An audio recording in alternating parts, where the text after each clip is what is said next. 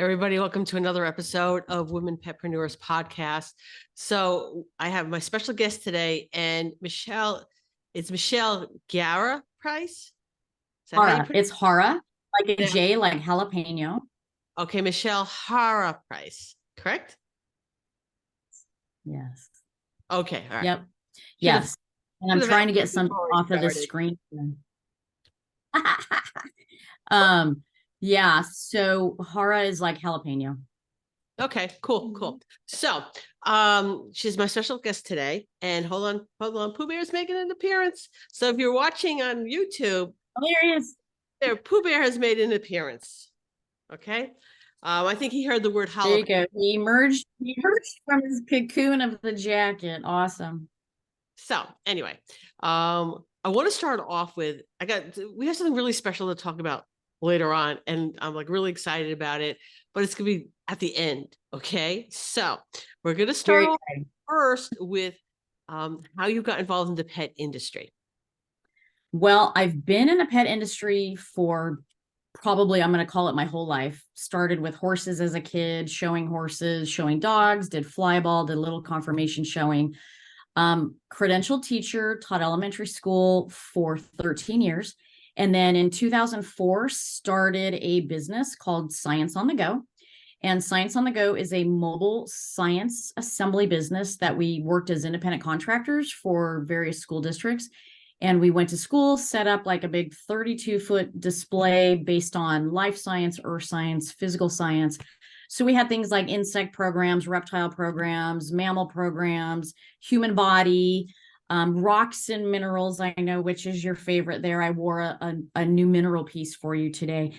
And yeah, and so that business led me to have just tons of creatures. I think I've shared with you before that I've like shed snakes out. I've helped tarantulas get exoskeletons off. We've given shots to tortoises. We've rescued possums, skunks, you name it. I've probably had it at some point. It's just what I love. I love teaching. I love science. I love kids. I love educating humans on the outside world, and it was a great program. So 17 years, that business was doing great. And then COVID shut it down. And so once COVID shut it down, it was kind of trying to figure out what to do, how to do. And so I renewed my credentials and had always had my credentials, but I made sure they were renewed. Thought about going back into the classroom, did not like the environment of the classroom. So tried to like figure out what we were doing. I was doing tailgate teaching out of the back of my truck. I was taking families on nature walks and nature hikes, just everywhere, trying to figure it out, and ended up going to grooming school. Decided, you know what, I'm in the animal industry. I'm going to stay in the animal industry. Went to grooming school. Here in Southern California, there's a little grooming school not too far from me. And it's a 6-week course, basic course. You know, you're there 9 to 6 every day. A lot of stuff I knew, but breed specific stuff, obviously I didn't know. And then worked in a shop for a very short period of time. And then decided that I am truly my own boss. And I like being my own boss, and ordered a mobile unit. Mobile unit took about 6 months to make at that time, and then ended up working in a mobile unit with somebody else who'd been an awesome groomer forever, but had never run business before. And so she helped me with grooming. I helped her with business. And then once my trailer arrived, you know, she helped me get organized and get set up. And then 3 years later, I have a full mobile grooming business here in Orange County, Southern California. So okay, that's cool. I got into Just a couple of points I want to pick there on you. All right. So the first one is the fact that education. All right. Education. So the fact that you wanted to be an educator, you are an educator. Okay. Right. And looked at some of the ways to make what it is you want to do your own deal. Yes. And make it work for you. Yes. Yeah. And that's, you know what, and it's just a vision. You just have to create that vision, and you have to follow through with the vision. That's kind of the hardest part for most people that I come across that want to do something, is they can't finish the vision. And I'm one of those, like, I calendar things like a year or two ahead of time. just so I can like keep it in my mind and set some goals and, you know, really set goals to accomplish certain things. So that's how that whole thing evolved. And yes, and now educating with the pet tech stuff and all that stuff is going to be awesome. I can't wait to do that. So, I met Michelle several, at this point, probably is going to be a couple of months back by the time this airs. yeah, September. So in September, she took pet tech's pet first aid instructor training. So now she could teach pet first aid. Yes. Okay. And so that's the whole thing of being an educator. All right. There's so many ways to teach. Okay. Yes. And there's so many things to teach. Yes. The assumption that people know things is amazing when you assume people know things. So there's so much people love to learn about, and there's lots of things, you know, available to teach. I don't know. I agree with that, because there's a lot of things I teach that's not standard as far as like teaching in the pet grooming industry. All right. So there's way more than just breed cuts. There's the whole business part of, of the industry. But seeking out, continuing education. I mean, I might teach a class on something, but yet I still know I don't know everything about it. All right. And will take someone else's program just to see if I'm missing something, or maybe they know something that can help me be a better educator. Yes. So for that, I applaud you. I really wish I had somebody here to do like nature walks with me. Oh my gosh, I drive everybody crazy because I am like the nature docent. So it depends who I'm with. I'll be like, did you guys know? And then, we'll be riding horses and I'll be like, did you guys know about that plan? Did you guys know about this? And some of my friends are like, these are the best rides because we get to learn everything about everything. And then, my kids will be like, we know, Mom, you've told us that for the last 25 years, but they know a lot because of that. Okay, so well, we're going to have to figure out at an upcoming trade show where we're all going to be at. We all need to take nature walks with Michelle in the area and that you're in. Tacoma, we can do that by you. Okay, so if you're coming to Tacoma, is that correct? I am planning on that. Yes, I already put my West Coast things based on your calendar on my calendar so I can project what's coming up. Okay, so we will talk more about that for the Tacoma show. So we will spend at least one day doing something nature-y. That'd be super fun. Yeah, then there's a lot. This is Pacific Northwest. Yes. What I haven't done. So let's test your knowledge. So we'll kind of decide what we're going to do. So for everyone going to the Tacoma show, all right. Do you know a lot about marine animals? I do. I'm a whale, huge whale. Oh my gosh, if I could like swim with whales and not die, I'd do that for the rest of my life. Somebody had just asked on one of the Facebook pages, if you could have the ultimate job your whole life, what would it be? And everybody's like, I'm doing my ultimate job. I'm like, no, I would be a dolphin trainer. That's what I would have done. As a kid, that's all I wanted to do was be a dolphin trainer. Okay. All right. So yeah, we have orcas up here. Yes. Okay.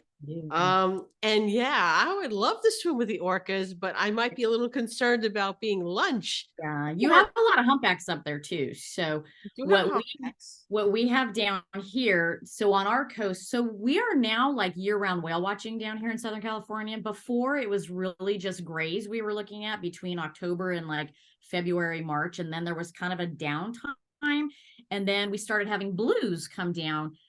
So about August, September, October, we can see blue whales that are in between like our coast and Catalina. But now we have humpbacks down here because the water's changed, the temperatures have changed, the food sources have changed. So we have humpbacks down here now. We've got minke whales, we've got rorqual whales, we've got occasionally, I think it was 2 years ago, they saw a couple small pods of killer whales out towards more on the backside of Catalina Island. So it's very rare to see those down here, but they do exist. And yes, I can teach you the difference between baleen whales and toothed whales. And all you got to do is look at the blowhole and you'll be able to tell.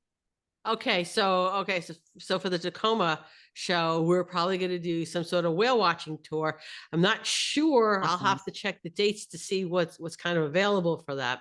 But like I said, I would That'd be love awesome. to see with the orcas, but my concern would be that I would be used as a training tool for them, you know? You would be the seal that they pop up in the air, right? And be Yeah, like, here you go, let's stun our prey. Yeah. yeah. This is Yeah. how No, you I'm a guys. huge whale fanatic. Yes. I would love to do that. And I will do that. I will plan on that. I Okay. will study your area. We'll make sure that that happens. Okay, Absolutely. so I've now put this on Michelle's plate, and she's simply going to tell me That's what to do and where we're meeting. Yeah, And it's okay. That's something on my plate that I love to do. okay, That's cool. my thing. That's my baby and that stuff. So yeah, All right. So absolutely. Michelle and I had this great ride back because I took her to the airport from where the class was being held. So we had an opportunity to have a long conversation. I am so fascinated by her science on the go classes that she's doing. It's fun. It's good stuff. And actually, Science on the Go came back a little bit last year. But I have another new instructor that I hired because obviously with doing grooming and doing what we're going to talk about and Science on the Go. So I'm just doing I think I have like maybe 5 Science on the Go teaching days that my other instructor is not going to be able to do because she teaches at one of the local colleges here and she's a geology teacher. So she's teaching on Mondays, and then I have a couple schools that booked on Mondays. So I will do that and then grooming and everything else. So, but it's okay. I like to go do it. It's fun. All right. So just something just to pop in your head.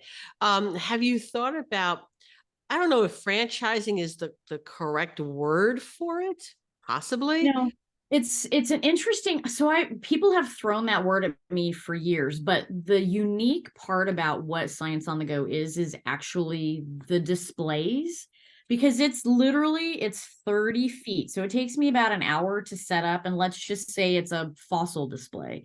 And it is 30 feet of fossils and posters. I wish I had a picture current to share with you.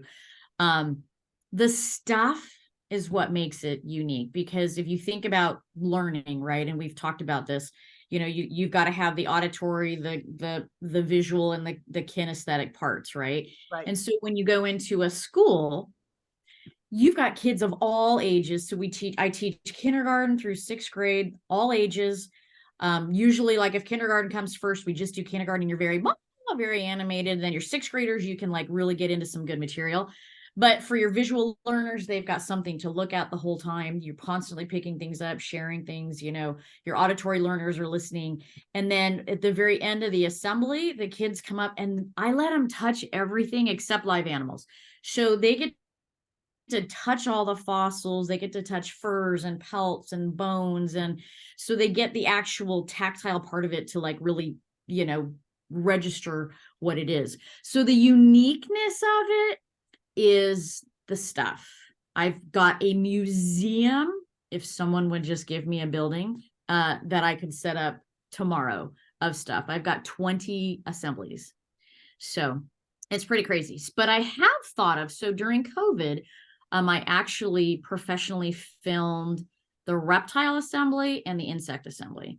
And so we did post those and host those at schools. And then as COVID, people started going live again, then those haven't had as much use as they did, but still have a guy that's local here that can film some of them. And I might take some of like the probably the most, I don't know, I guess the ones that are most, selected by schools, videotape them and have them in some kind of format so people can buy them online and things like that. But Oh yeah, as far as we're gonna talk afterwards because yeah, I need to point you in the right direction to do that. yeah, Anyway, yeah, how do you it's good. how did you source all your supplies for this? For Science on the Go. Yeah. Gosh, I have been into every random store you can find. Quartzsite, you've been to Quartzsite. Have you been to Quartzsite in Arizona for Yes, the I rocks and love minerals? Quartzsite. Okay, so the rock and mineral program. So some of the stuff I actually acquired through a gal that had been doing some assemblies prior to, so I picked up things from her. But quartzite was a huge resource for me because I've got tons of minerals, fossils from quartzite. There used to be a gentleman that came from Sedona that had a giant like trading post, but his trading post had furs and bones and anything you could think of, right? That you needed to share a badger pelt or a coyote pelt or a coyote skull, to look at the difference between the carnivores and the herbivores. So a lot of it's just picking things up. My insect program is huge. I go to the insect fair at the Natural History Museum every year. It's amazing. It's one of the biggest insect fairs in the United States. People come from all over the world. They have live insects right now. I should have brought this down for you. So I don't have a ton of live animals right now because it's a lot to take care of. But I went to the reptile show in August in Anaheim Convention Center. And it was really hard for me not to buy anything to bring home an animal. So I'm like, what can I bring home? So I brought home 2 grubs that are from Goliath beetles. They're African Goliath beetles. They're the largest variety of beetle on the planet. So the grubs right now are about 6.5 to 7 inches by about an inch diameter. And they're in a container on my desk so that I can feed them and watch them and stuff. But they're going to pupae like really soon here. November, they're going to start to pupae and they'll stay in a pupa till about March. And then hopefully when they emerge, I'll have like 2 like super big beetles. Okay. So those are my live creatures on my desk right now. They're the easiest things to take care of right now. So yeah, so I go all over the place. There's some really good resources for Carolina Biological, NASCO, some different places that have some really good resources to buy things. One of my programs I did was for tobacco use prevention education. We had a huge grant. A lot of the schools had a grant for that down here. So we did a part on like smoking and the effects of smoking. We had pig lungs. You can inflate them, show the difference between smokers' lungs and non-smokers' lungs, and then transferred it to the environment and how the debris and the waste from cigarettes is really impactful in the environment. Okay. So a lot of it's just brainstorming the program, writing the script, and put into it. So it's been a 20 years of collection. I do want to talk about quartzite just real quick for those who might have piqued their interest. So quartzite is a town in Arizona. Okay. And it's basically, there are like RV camps. I don't know how else to describe them. Okay.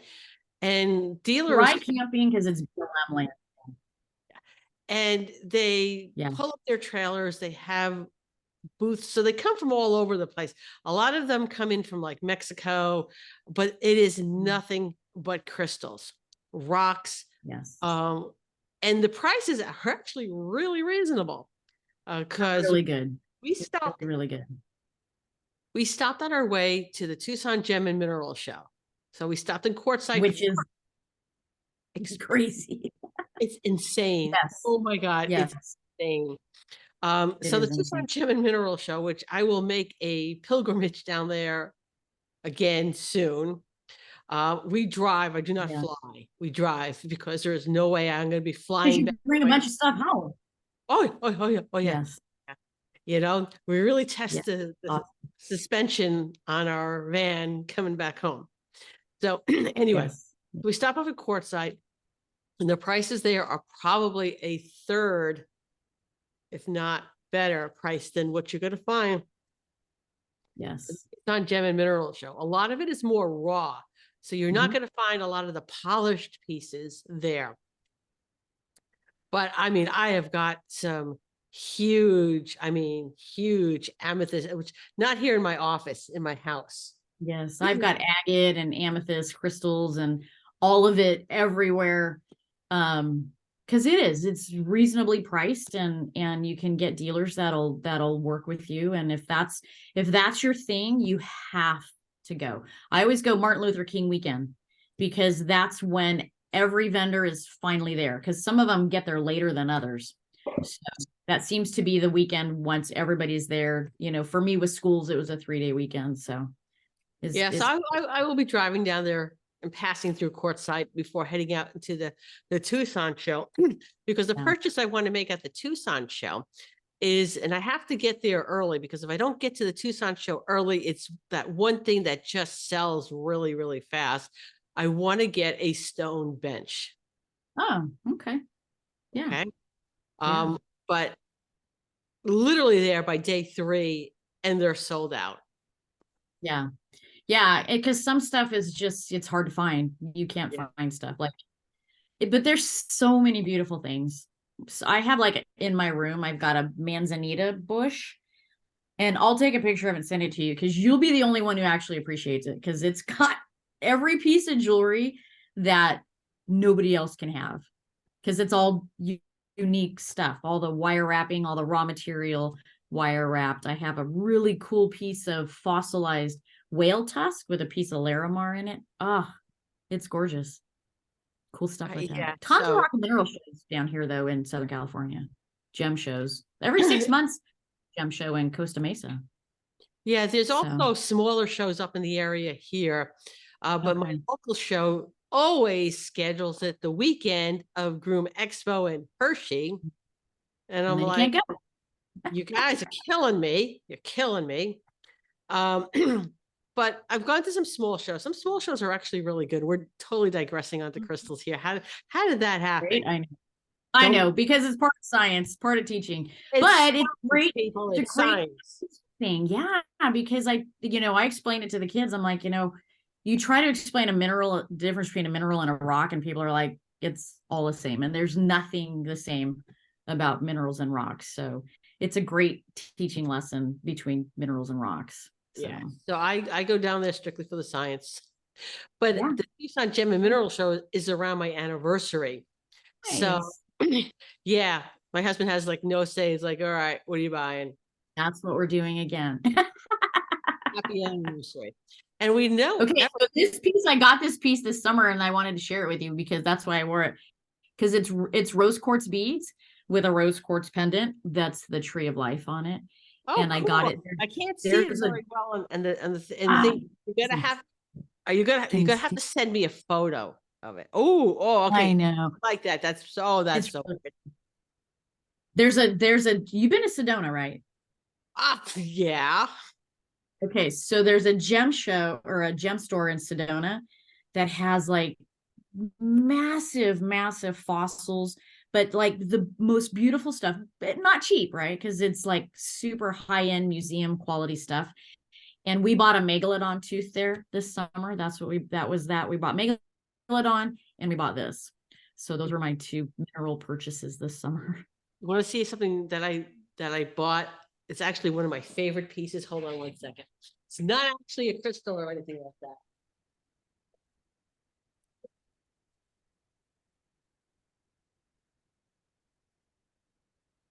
Can you see this? Yes. All right. So what this is? No. Okay. What this is? Looks like the poop from when they make cubic zirconia. It's coprolite. Yeah. No. It's not copper. Oh, it's the leftovers. It's the leftovers for when they make cubic zirconians. So it's carbon. So it's carbon poop from cubic zirconiums. So the diamonds, the poop from the diamonds is what I call it. All right. That's awesome. I've never seen that. Where did you get that at? At the Tucson Gem and Mineral Show. Oh, I mean, and it's like leftover waste, right? Yes. And it was like, I don't know, $2-3. That's awesome. Yeah, that's a great piece. So it's one of my favorite pieces. Okay. And it's like not a crystal, it's not a rock, it's not a gem, it's not a mineral. Nothing. It's byproduct. Just really pretty. It's just really pretty. Yeah, it's just a really pretty piece. That's cool. Haven't seen that, so that's kind of cool. All right. If you go to the Tucson Gem and Mineral Show, you need to book your hotel like, I don't know, 2 years in advance. Otherwise, and bring a lot of money. Bring a lot of money. A lot of money. And I'm actually not going again until after my husband has knee surgery so he can walk. Yes, because it's a lot of walking. Quartzite It- is all walking too. And I remember I took one of my girlfriends and her feet hurt, but the first day she's like, oh, okay, let's go. And then she was like, oh my gosh. So we like plot, we're like, okay, I might come back here. I gotta come back here. We gotta come back here. We gotta come back here. And you buy what you want. And then the second day you go back. And then the third day you're like, okay, I still need to go get that. And you walk for hours and hours and hours, but you bring a cart with you and you drag all your stuff through the dirt and it's And here's great. the other thing too. There are a lot of places that are wholesale only. Okay. Mm-hmm. And you Yes. cannot get in without some sort of wholesale license. So if you have a Right. business, bring your wholesale license with you. Yes. Bring your business license with you. So you can get into some of the places the average person cannot get into. And there's one of them, and they send me the emails all the time beforehand that you need to actually register.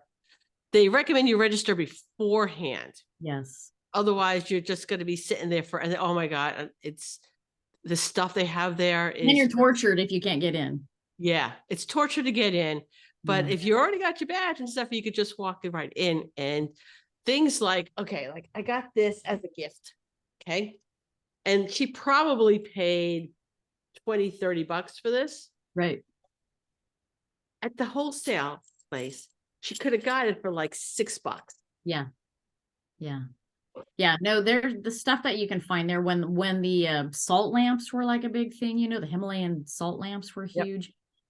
They had them for like $5. Yeah. You go to the mall and they're, $80 or something like Yeah, I know. I'm just like pulling stuff off my deck because everything's in reach here. All right. that. So a soda light business card holder. Yeah. Okay. Yeah.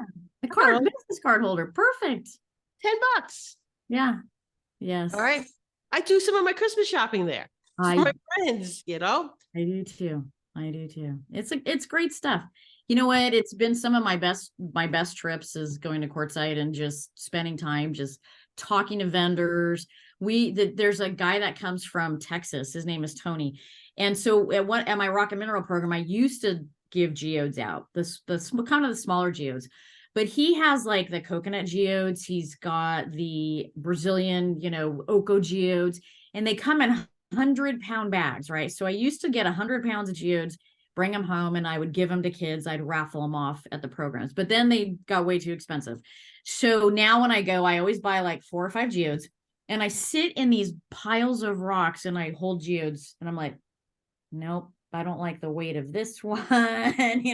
Okay, let me see the weight of this one. Nope, no, oh, I like this one. Let me see what's on the outside of it. Like it takes me hours and hours and hours to select like 3 or 4 geodes. And then there's usually someone there that'll cut them for me.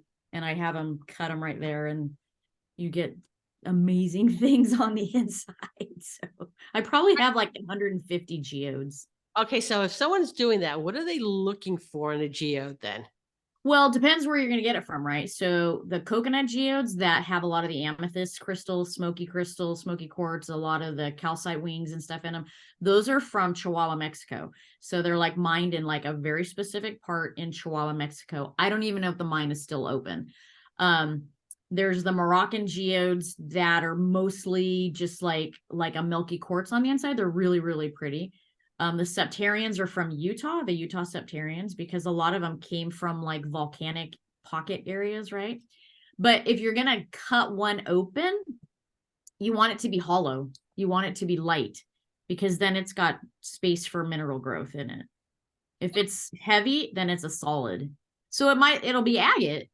You'll have agate, but you won't have the crystals. Yeah. So that looks like an Oco. So the ones that come out of Brazil are shaped like teardrops almost. They're kind of teardropped and long. And yeah, but that looks septarian-ish. That one's a septarian. Yeah, that looks like a septarian on the outside. So they've taken the outside part of it off, is what they did. So it was a solid with a small cavity, and then they took the outside of it off. Yeah, you could see here too. Just yeah, right the colors. Yep. Yeah, but they have to have the more space they have in them allows for more crystal growth. Okay, so we're gonna.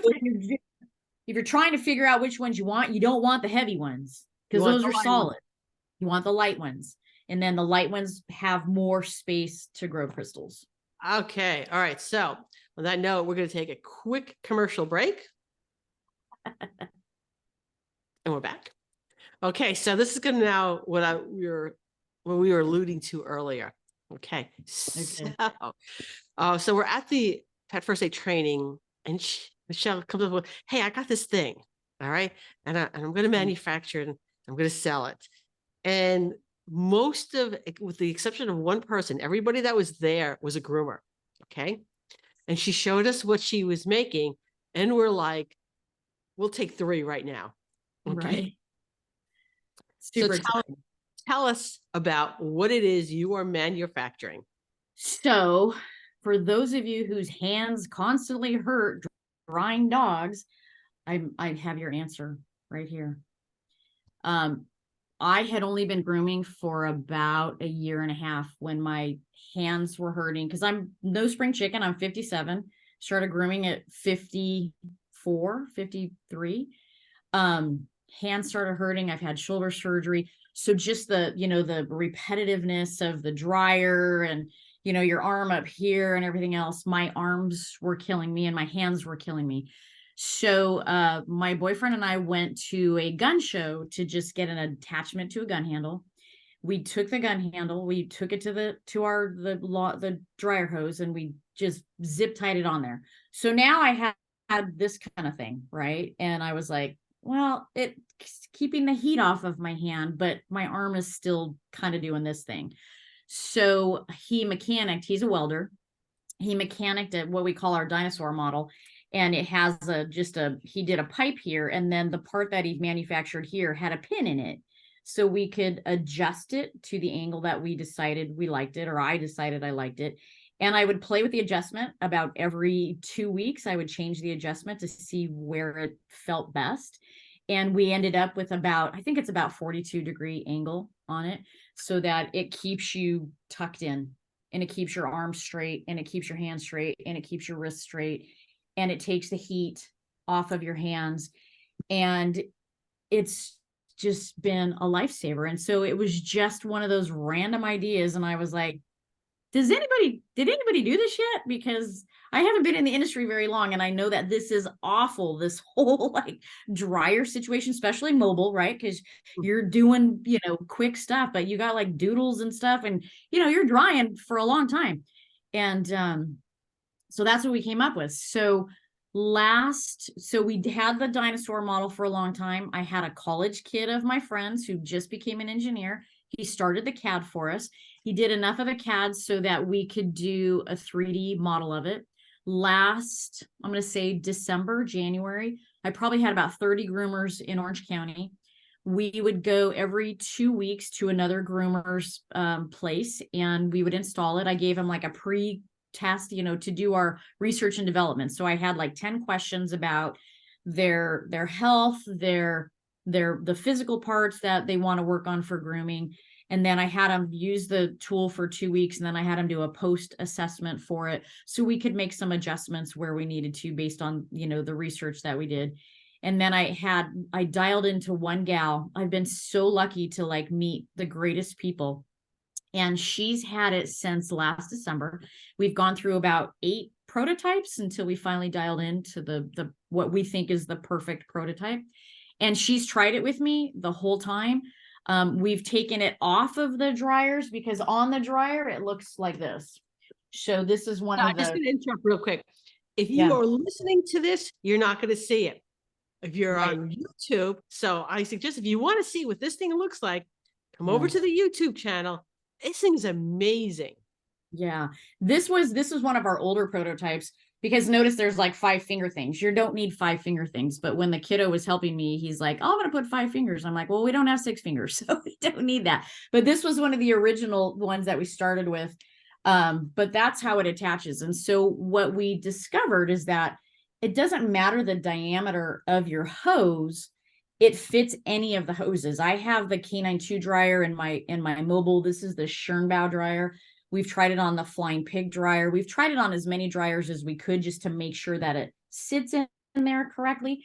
And the, installation is actually super simple. You just put your dryer in there, and it's just Velcro straps, and it straps down. Oddly enough, this one I took out of my trailer yesterday, and it doesn't, people are like, oh, does the dog hair stick? Well, dog hair sticks to everything everywhere, right? So a dog hair is going to be everywhere, but it really hasn't stuck to much of it. So this is our final prototype. And so right now what's happening is by December, the injection mold is done. Production will start. Production is awesome because it's right down the street from me. So it's 100% American made, and I can go down there and do quality control and check it all out. And it's just been a simple thing that it's been a lifesaver. We took it off. So I told her, I called Rose one day and I said, take your handle off. We need to try it again without it for a whole week. Just try it. I know it's a science project, right? I'm like, we need to do a science project. I'm like, just take it off and please just don't put it on for a week because I want to know how you feel when you're done.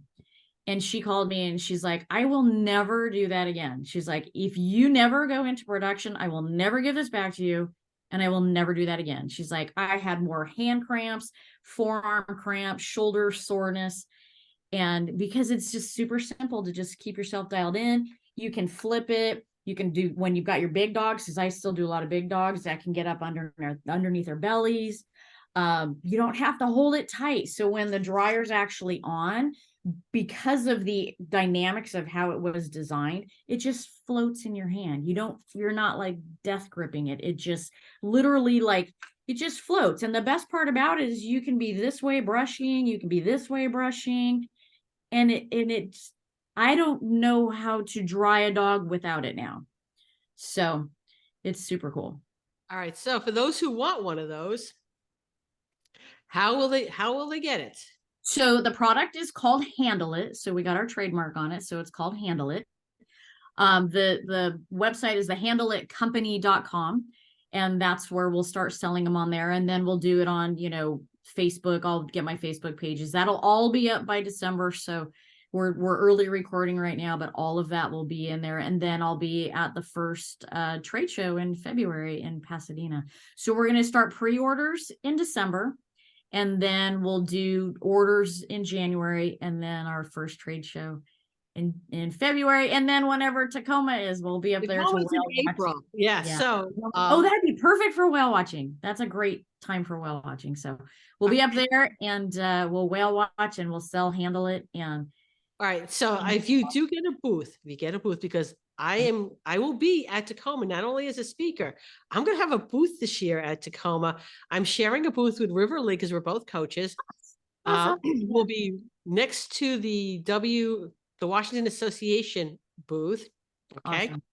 And so maybe request to be next to us so we can, Yeah. It's really hard to get a hold of people at those trade shows because I'm trying to get a hold of somebody to guarantee I have electricity, because I want people to actually try it with the dryer on so they can turn the dryer all the way up and feel the lightness in your hand with the actual dryer on. All right. So you should get a hold of K9 Electric Cleaner will be there. Yeah. So, Tommy. Okay. So Tommy Stockstill with All for Groomers. Yep.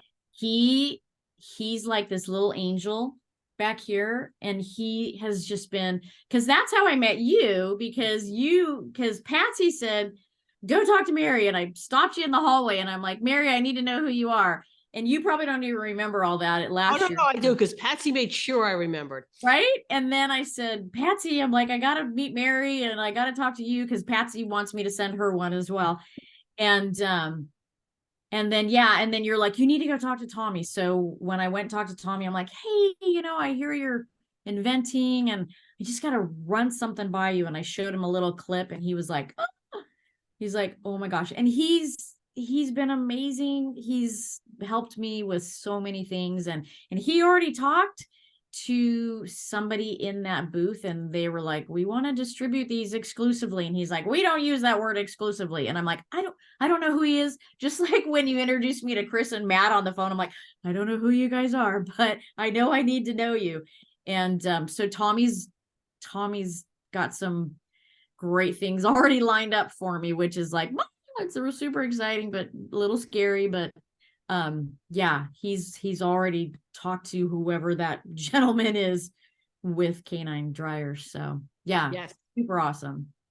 Everybody's been amazing. I have been graced with just the perfect people to be in contact with, and it's been awesome. So yeah, so I'm going to introduce you to somebody else too. okay. Afterwards.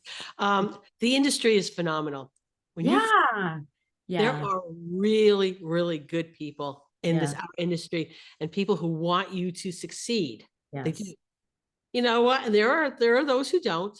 Okay. Right. There's Whatever. always going to be those in any industry you're in, right? The people, the naysayers, and someone that, why didn't I think of that? I'm like, I don't know. Why didn't you think of that? I haven't done it very long. And I was like, we need something like this, because Yeah. it was made natural sense to me. And now my brain can't stop thinking of okay, now I need to take it and make different things with it so that we can use it, as like a standing dryer and the groom, now I never sleep well, but now I really don't sleep well because my brain is super busy right now. But it's a good busy, and I have found everybody that I've met has been great, because I'm a new groomer. I mean, considering grooming, like, I've groomed horses, hedgehogs, everything my whole life, dogs. But as far as being an official groomer, I haven't done that very long. So I know for some people in the industry, they want you to be a bather for that long. I didn't have the luxury to do that. I was too old. I'm like, I gotta work. I gotta pay bills. So I need to figure it out. And so very new groomer. So I've been very appreciative that people have been respectful, that, even though I'm super new in the industry and I don't know many people, the people that I've met have been awesome. It's been very, very exciting. So yes. All right. Can't wait. I can't wait. Handle it. Can't wait to see that. Can I handle it? Awesome. So, words of wisdom. Yes. We have words of wisdom for our listeners. Come on. Keep pushing. Yes. Don't stop. I've had to reinvent myself in the last 4 years through COVID, through all of it. And, you got to set goals. You got to be a goal setter, and you can't ever just think you can't do something. There's a way, and you have to network and find your people. You have to find your people, and you have to find those people that are going to, be there for you and support you. And, I messaged Tommy in the middle of the night, and I'm like, oh my God, I just thought of this. And because he's, back east, he'll message me while I'm asleep. And you just got to find those people, but you just got to push, and you got to also like what you're doing. I've been so lucky. The customers that I have they're generous, they're kind. They know, I don't do bows, I don't do bandanas, I don't do any of that stuff. And they love me just because I care about animals. I've got this huge background in animals, so I assess their snake while I'm at their house as well. And they just love that I care about what I'm doing. And if you can make your life easier while you're working, why wouldn't you? That's kind of what I think. You gotta make things as easy on yourself as you can. Cool. So. Cool. All right. Hey, I wanted to show you this before we go. Look what I did. You're gonna be proud of these. I got these posters done. I had them laminated and put them on foam board. Nice. Didn't they turn out beautiful? They came out really nice. Yeah. Because my first class is this Sunday. Good. So this Good Wednesday night, I'm doing, because I'm on our board for our horse club, the Orland Country Riders. So I'm doing like a 30-minute, like, I'm going to call it a commercial. I'm not going to give them too much information, but I'm going to ask them questions. What do you guys know? What do you don't know? What do you need to know? And these are the things you can learn coming to class. I made a flyer. So I got my flyer. So yes, Sunday is my first official class. I've got 7 groomers from the area.